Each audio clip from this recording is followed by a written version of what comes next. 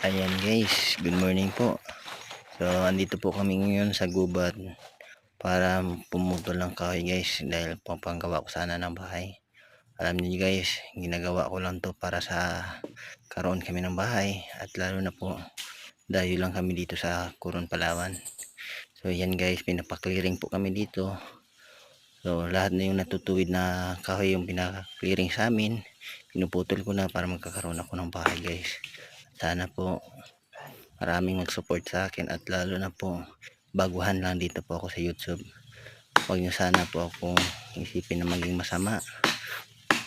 Sana po bigyan nyo naman akong support. At lalo na bago lang po ako nag-content dito sa YouTube. Maraming salamat po sa inyong lahat sa pagsuporta sa akin at lalo na yung nanonood sa akin at thank you so much po sa lahat.